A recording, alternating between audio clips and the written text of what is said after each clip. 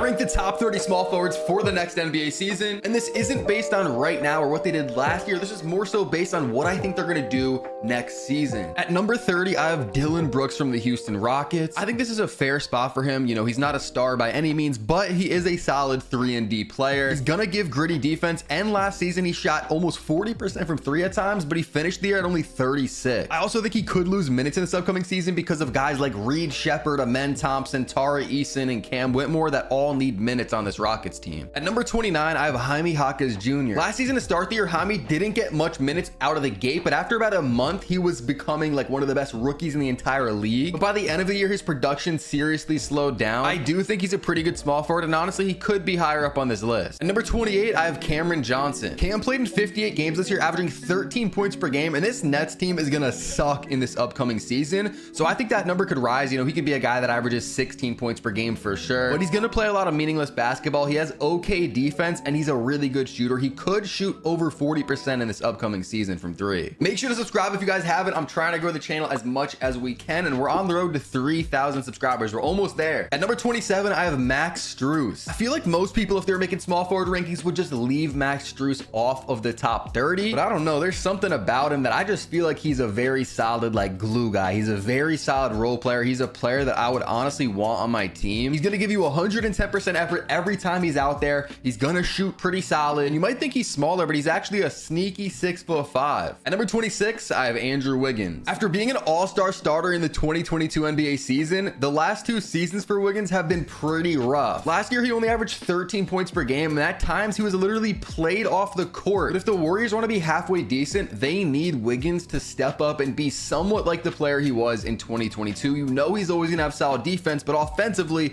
he's just been a little bit sketchy recently. At number 25, I have DeAndre Hunter. DeAndre Hunter is honestly underrated. Last year, he averaged 16 points per game and shot 39% from 3. He's just a very solid all-around player. He's gonna give you a little bit of defense, and he's also gonna give you some offense. At number 24, I have Aaron Naismith. I am a huge Aaron Naismith fan. I loved watching him in the playoffs last year. I think he'd honestly be higher up on this list if it wasn't for the players that are on the Pacers. Like, there's just too many shots to go around. I don't think Naismith is gonna get as big of an opportunity as he could have if he was on another team. You know, people also expect Andrew Nembhard to kind of break out in this Pacers team. You got to get Siakam his shots, Halliburton. You also got TJ McConnell, Ben Shepherd, Benedict Mathurin is coming back. But Naismith is a very good defender, and he shot 42% from 3. I also think he's a pretty underrated shot creator. And I think if we do this ranking again in like 3 years, Naismith could be a top 15 small forward or shooting guard, wherever he's playing at that point in time. At number 23, I have Denny Avdia. I probably should have mentioned this earlier, but I am doing this based on the ESPN depth chart. So if ESPN has these players listed as a small forward in the depth chart, that's what I'm basing it on. So if you don't see someone like, say, Kawhi Leonard, who's going to play power forward this year, that's because he's in the power forward rankings. Or Chris Middleton, who ESPN says is going to play the 2 for the Bucks this year, he's in the shooting guard ranking video. I honestly think Denny is pretty underrated. Last year, he averaged almost 15 points per game on 37% from 3. He's a young player. He's going to turn 24 years old this year, and he was just traded to the Trailblazers. So new scene. I don't think the Trailblazers are going to be very good. So there could be a lot of opportunity for him this season. Number 22, Shaedon Sharpe. Shaedon Sharpe's a player that has very high potential. We're just kind of waiting to see, will he break out? This is kind of, I'm not gonna say a make it or break it year for him, but this year will tell us a lot about his trajectory. He is still very young though, only 21 years old, so he does have time. But last season he averaged 16 points per game, but his efficiency was not that good. He's not gonna give you much defense, but he's an absolute bucket offensively. At number 21, Josh Hart. Josh Hart is just one of those guys that everyone wants on their team. He is gonna give the most effort on the court at all times. He is a double-double machine, one of the best rebounders, given that he's only 6'4". Actually, he is the best rebounder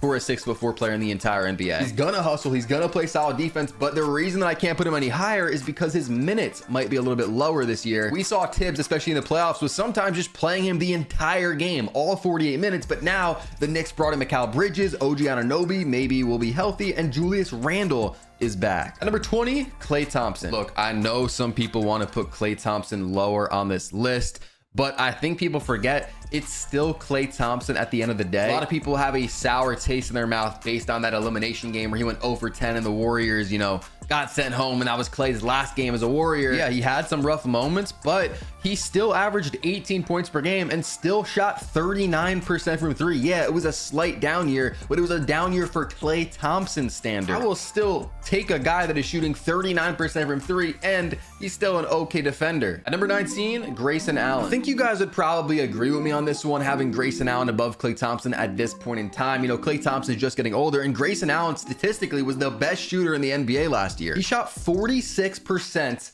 from three. Now, I don't really think that's sustainable, but I think he will shoot over 40% from three again. But that's the thing. I also think Klay Thompson could very easily shoot 40% from three. So maybe Klay should be above Grayson. I don't know. They're kind of interchangeable in my mind, but I'll give Grayson the edge based on what a season he had last year. At number 18, Lu Dort. Now, I was about to say this is going to be the highest ranked bench player on the entire list, but it's not. So I'll let you guys try and pause the video if you want to think about who I could still be ranking that is a bench player. Lu Dort is one of the best defenders in the entire NBA, especially given his height at 6'3", and he's going to be a knockdown shooter, shooting almost 40% from three last year. So if he keeps that up, I don't see how you could put him any lower on this list. Like, teams want guys like that, those 3-and-D guys that are just gonna absolutely knock down all their shots in the corner. At number 17, I have Trey Murphy III. Yeah, so this is the other guy that I was talking about that is coming off the bench, is the highest ranked bench player in the entire video. Last year, Trey Murphy shot 38% from three with 15 points per game, 5 rebounds per game, and he's also going to play solid defense. He's another guy like Shaedon Sharpe who people have kind of been just waiting on to break out. But the thing is, the Pelicans are absolutely loaded right now, so I can't put him any higher. Honestly, this might be a little too high for him. The Pelicans brought in DeJounte Murray. They have CJ McCollum, of course. They didn't end up trading Brandon Ingram, at least not yet. And then they have Zion Williamson. I'm tripping.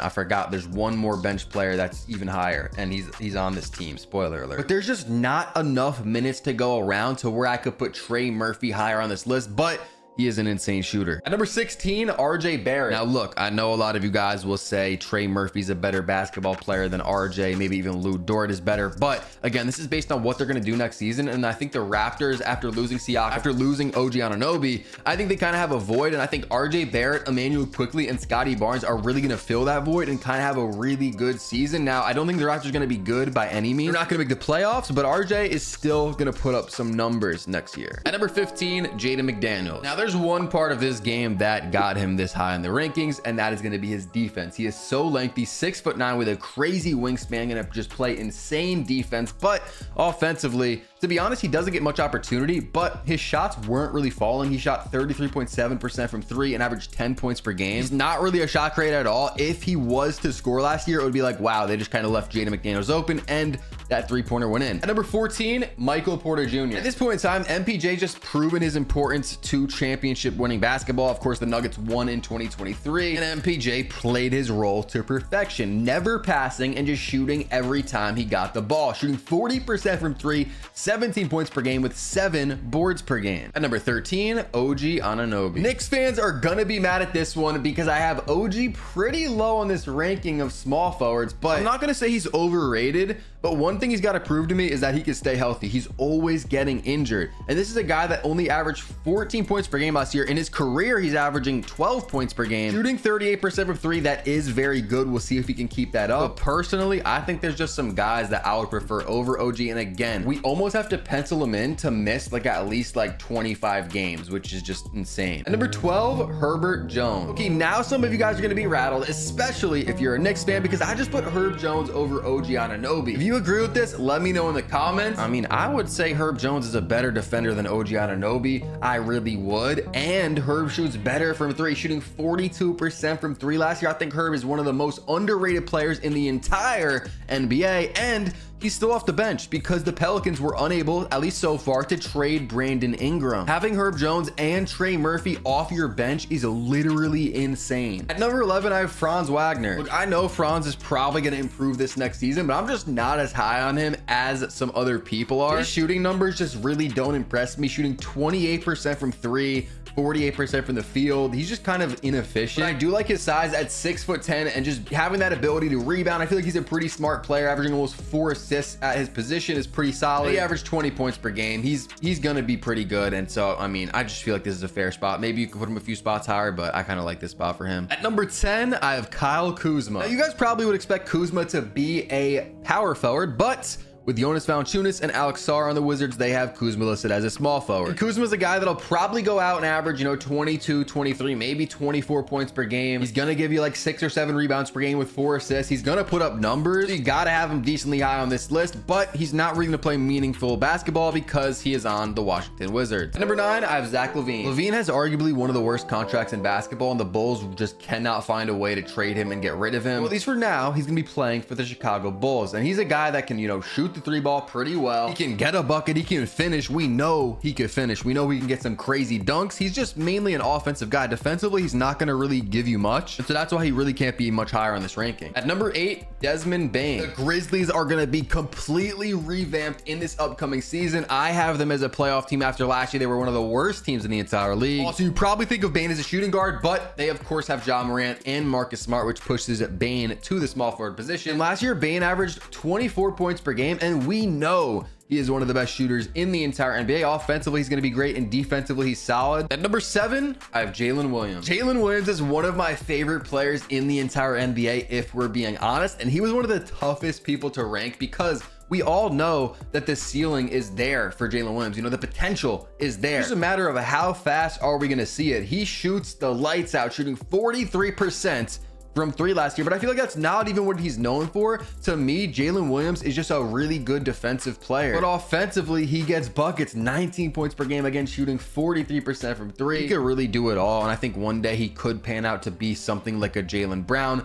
but he's still very young, only 23 years old. So I don't know if we're going to see that crazy of a jump in this upcoming season. 7th out of small forwards is still really good. At number 6, I have Brandon Ingram. I know some people are going to put Jalen Williams over Brandon Ingram. I'm not there yet with Jalen Williams. I'm going to have to see it. Brandon Ingram is an absolute bucket. I'm not going to call him a mini Kevin Durant, but they play kind of similar. He's like a great value Kevin Durant. He's going to kill you in the mid-range. 21 points per game last year, which honestly, that could go up a little bit, like 22, 23%. Solid efficiency, giving you 5 rebounds per game as well, with 6 assists per game last year. That's actually mad impressive, and he's going to be okay defensively. At number 5, I have DeMar DeRozan. It's DeMar DeRozan. Like, I just feel like number 5 is a solid spot for him. He averaged 24 points per game last year. He is getting pretty old, 35 years old, and now he's going to be playing alongside De'Aaron Fox and Domantas Sabonis, even Keegan Murray, if you want to include him in that conversation. Some guys that potentially could average more points per game than him. He's almost always been the guy, the scorer on his team, and this is going to be the first time where we're going to have to see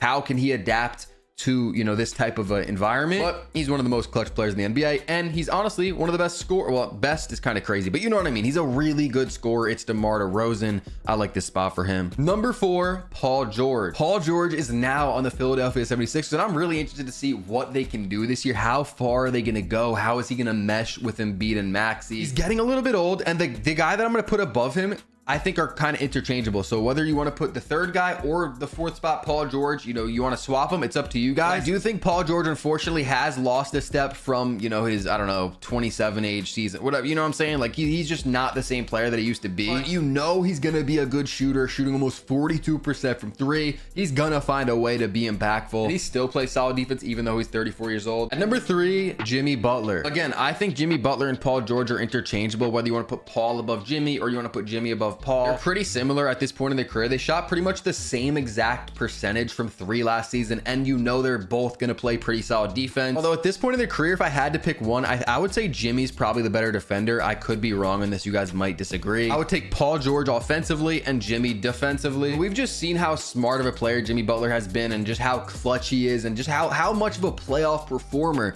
he is for this Miami Heat team. At number 2, don't hate me, I'm putting LeBron James. You guys are probably wondering who is going to be at number 1. You will see, but the reason that LeBron James is at a small forward is because ESPN has the Lakers putting Rui at the 4 and AD at the 5. Now, here's my case, because LeBron James is going to put up crazy numbers per average or whatever per game. He's probably going to put up better numbers than the first guy we're going to talk about. You guys are going to hate me for saying this, but he's turning 40 years old. And the last season he played 71 games. So that's really good. But is that an outlier? Because the season before that, he only played 54. The season before that, he played 56. And the season before that, he played 45. So the 3 seasons prior to the last one, he didn't have a season where he played 56 games or more. I think LeBron's the GOAT, so don't get it twisted. I'm not hating on him, but he's getting old. He's 40 years old, and I just have a gut feeling he's not going to go out there and play, 70 plus games like he did last season. So that is pretty much solely the reason that I'm going to bump him down. I mean, his numbers will probably take a slight decline as well. At number 1, Jaylen Brown. Let's be honest, you guys can't get too mad because I'm putting last year's finals MVP at number 1. We can all agree Jaylen Brown is now entering the prime years of his career. He's 27 years old, about to turn 28. That is the prime years for an NBA athlete. After winning the finals MVP, he is arguably the best player on the best team in the NBA. He's gonna be one of the best defenders. You know that. He's gonna be one of, if not the smartest players in the entire NBA, and offensively he is a bucket. He can score at all 3 levels. Again, entering his prime, possibly going to be an all NBA player. Personally, next season I would rather have Jaylen Brown